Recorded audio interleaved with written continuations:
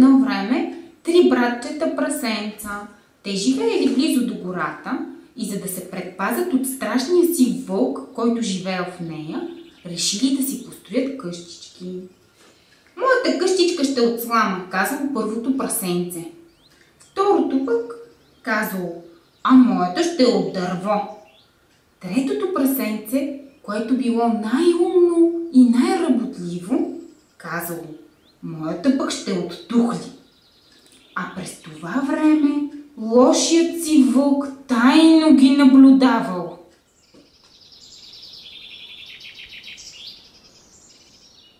Първото прасенце построило своята сламена къщичка, влязло вътре и заключило вратата.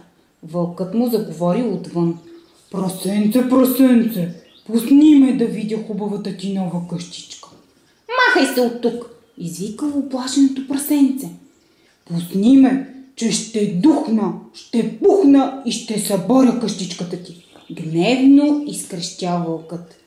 Той поел дълбоко въздух и духнал всичка сила. И сламената къщичка се срутила на земята.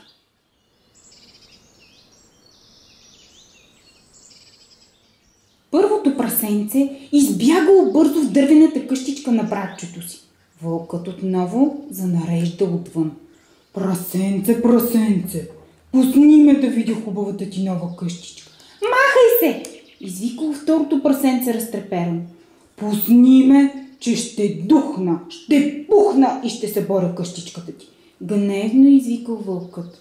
Той поел дълбоко въздух, духнал всичка сила и дървената къщичка се срутила на земята. Двете прасенца избягали бързо в тухлената къщичка. Прасенце, прасенце, пусни ме да видя хубавата ти нова къщичка. Отново занареждал вълкът. Няма да те пусна. Отвърнал му третото прасенце. Пусни ме, че ще духна, ще пухна и ще съборя къщичката ти. Гневно му крещял вълкът. Той поел дълбоко въздух, духнал всичка сила,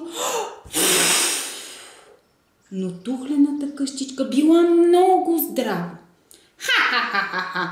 Присмели се трите прасенца. Лошият вълк бил страшно изгладнял и много ядосан. Изведнъж му хрумнала една идея.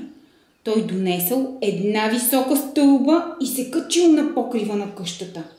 Ще се спусна през комина и най-после ще ги изям тези прасенца, казал си той. Трите прасенца разбрали какво е намислил.